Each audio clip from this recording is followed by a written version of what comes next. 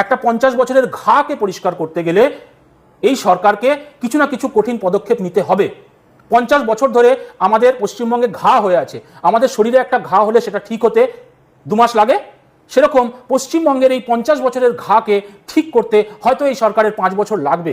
Hawker উচ্ছেদ হচ্ছে, বিভিন্ন বস্তি উচ্ছেদ হচ্ছে, তাতে লোক বিভিন্ন রকমের জিনিস মন্তব্য সোশ্যাল মিডিয়ায় তুলে ধরছেন, কেউ পক্ষে বলছেন, কেউ বিপক্ষে বলছেন। আজকে হকার উচ্ছেদ নিয়ে, আজকে বস্তি উচ্ছেদ নিয়ে অনেকে অনেক কথা বলছে। আমি কখনো কোনো কথা বলিনি, আজ ইউটিউবার আমি কখনো কোনো কথা মন্তব্য করিনি, কিন্তু আজকে কিছু মন্তব্য করব। এই যে হকাররা, তাদের পরিবার আছে নিশ্চয়ই, তাদের বাচ্চা কাচ্চা আছে নিশ্চয়ই, তাদেরকে উচ্ছেদ করে দেওয়া হলো, তাদের ডেলিকার রোজগার সেটা বন্ধ হয়ে গেল। তাহলে তারা কি চুরি করবে, ডাকাতি করবে, না অন্য কাজের ব্যবস্থা করবে? হ্যাঁ, নিশ্চয়ই অন্য কাজের ব্যবস্থা করিয়ে দিয়ে তবেই তাদেরকে উচ্ছেদ করানো উচিত ছিল। কিন্তু এটাও তো সত্যি, এই যে স্টেশনে স্টেশনে হকার, তার পেছনে একটা সিন্ডিকেট ছিল, পয়সা খাওয়া হতো, প্রত্যেক দিন কিছু পয়সা কাউকে দিতে হতো, তবে সে সেখানে দোকানদারি করতে পারতো, এগুলোও তো ছিল। এই সরকার তো এখনো কাজ করার সুযোগই পায়নি, তারা শুধু শুরু করেছে কাজ, এবং তারা যে কাজ শুরু করেছে তাতেই অনেক মানুষের অনেক সমস্যা কিন্তু তৈরি হয়ে গিয়েছে, এবং সমস্যা হবে, আমারও হতে পারে সমস্যা। কিন্তু সেই সমস্যাটা যখন আমরা ফেস করব, তারপরে আমরা একটা লং টার্ম সমাধান পাবো, একটা লম্বা সময়ের পরে আমরা এর এফেক্ট বুঝতে পারবো। অলরেডি আপনারা দেখুন, যেই সব স্টেশনে উচ্ছেদ হয়েছে সেই জায়গাগুলো কত পরিষ্কার পরিচ্ছন্ন হয়েছে, মানুষ যাচ্ছে, খুশি হচ্ছে, তারা হয়তো ব্যক্ত করছে না, কারণ কিছু মানুষ এর পক্ষে আছে, কিছু মানুষের বিপক্ষে আছে। রেল লাইনের ধারে ধারে যে বস্তি, সেই বস্তির মানুষগুলো কোথা থেকে এসছে? তারা নিশ্চয়ই উদ্বাস্তু, তারা ওখানে একটা প্লাস্টিক দিয়ে ঘিরে একটা যেমন তেমন করে থেকে গিয়েছে। তাদেরকে দেখভাল করার দায়িত্ব কি সরকারের? না, সরকারের তো নয়, যে জন্ম দিয়েছে তার।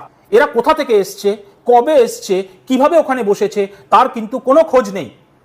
গ্রামে গঞ্জের থেকে মানুষ হয়তো আসে রোজগারের তাগিদে, কিন্তু এরা সহজভাবে দখল করে বসেছিল, এবং এই দখল তো মুক্ত হওয়াই উচিত। তাহলে কিছু মানুষের যদি ক্ষতি হয়, অনেক মানুষের উপকার হবে।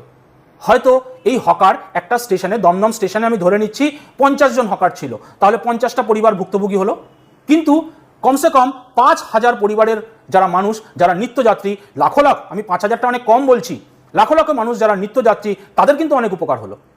সো কিছুটা ক্ষতি হলে অনেকটা যদি ভালো হয়, তাহলে আমাকে অনেক ভালোটাকেই দেখতে হবে। ভালো কিছু হতে চলেছে, কারণ 50 বছর আমরা একরকমভাবে থেকে এসেছি।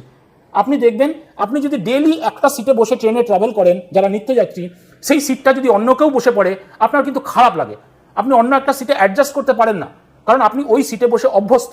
ঠিক এই রকম গত 50 বছর পশ্চিমবঙ্গ একটা পদ্ধতিতে চলে অভ্যস্ত হয়ে এসছে, আর এই সরকার সেই পদ্ধতিগুলোকে ধীরে ধীরে পরিবর্তন করার চেষ্টা করছে, কারেক্ট করার চেষ্টা করছে। তাই আমাদেরকে এই সরকারকে সাহায্য করা উচিত, তাদের যে ডাক, সেই ডাকে সাড়া দেওয়া উচিত। নিশ্চয়ই একটা সময় পরে গিয়ে আমরা এর ফলগুলো পেতে চলেছি। তাই আসুন সবাই সাহায্য করি, সবাই সমাজকে উন্নত করার চেষ্টা করি। সবাই ভালো থাকবেন, সুস্থ থাকবেন, দেখা হবে পরের কাজের ভিডিওতে। জয় হিন্দ, জয় ভারত।